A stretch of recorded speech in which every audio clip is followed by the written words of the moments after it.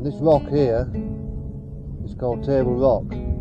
The reason it's called Table Rock because a well-known local poet, historian, artist and humanist named Ammon Wrigley, who was born in these parts down there in Lancashire, Saddleworth, in 1861, used to come up here as a young boy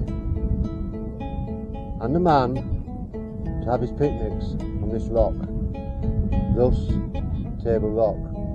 Ammon Wrigley, from a poor working class family, so poor in fact that at the age of 11 he first started working in the mills, where actually he ended life in the mills.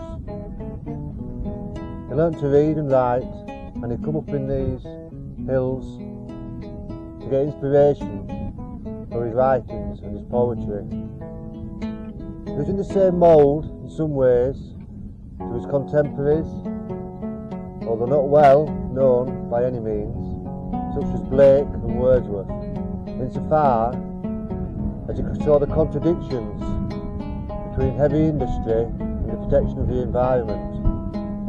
Now, being born in 1861 and dying in 1946, he obviously saw the rise of British industry, the rise of the British Empire.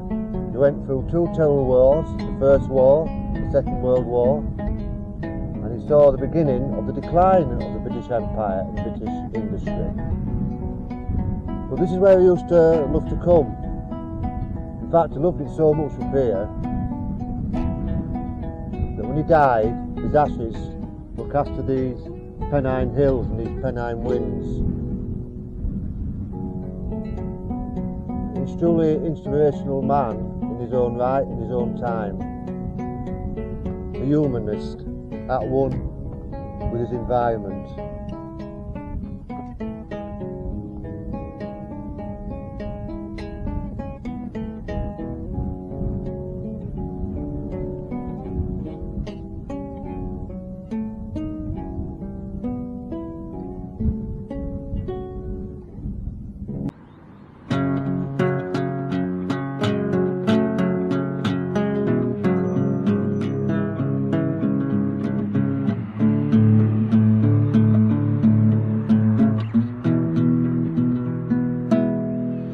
His was a sweet and generous soul that loved not self alone,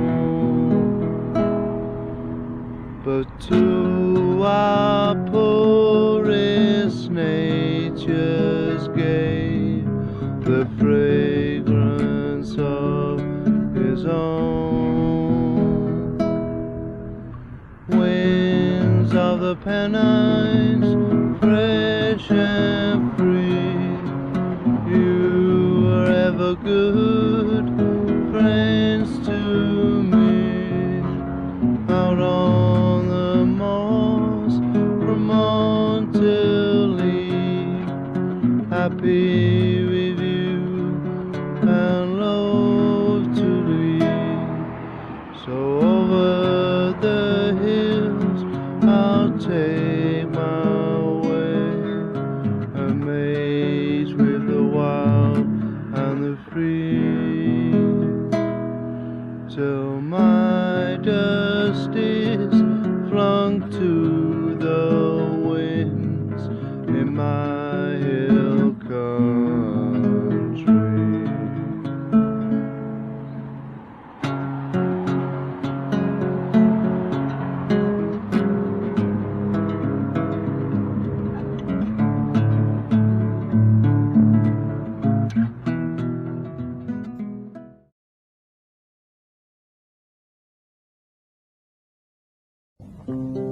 This is Tunnel End in Diggle, at the foot of the Pennine Hills in Lancashire, and it's nearly the end of our film. 17 years in construction, finally completed. The thing is, it took 17 years, but today we seem to want to do everything quickly.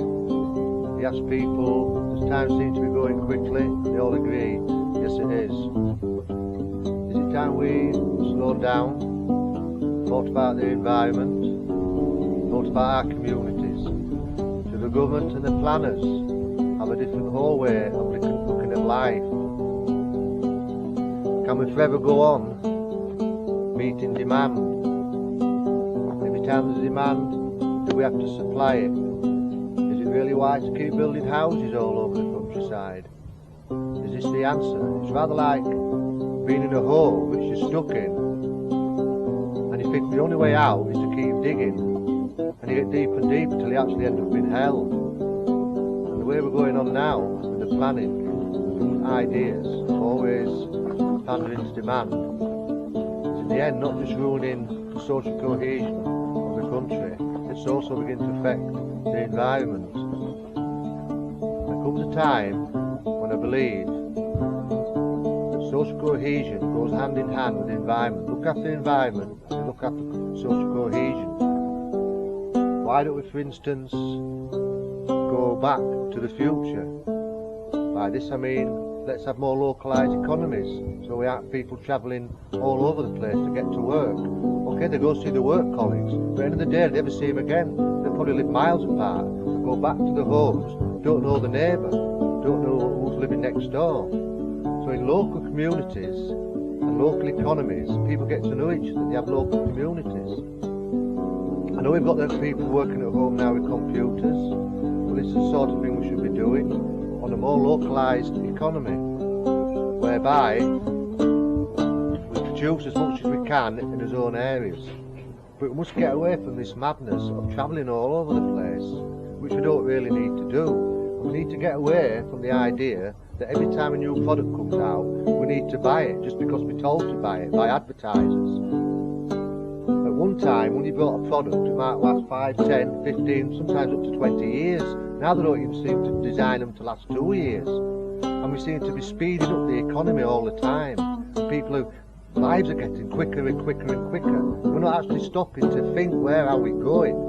Because from my point of view, it's just getting totally out of hand. I think we all need a whole new ideology that is set on environmental issues, whereby any decision which is taken is first placed in the bracket of environmentalism. How does it affect the environment, for instance, if we do this or we do that? And I think we should place environmental studies at the heart from infant school right through to university. We have to change the whole way people think and get back to relating with the environment, knowing what the environment's about. It's not just there to take all the time from it. And then there'll be nothing left. And social cohesion is just falling apart all the time. Anyhow, I've had my say, and I hope you enjoyed the film, and I'm going for a quick pint.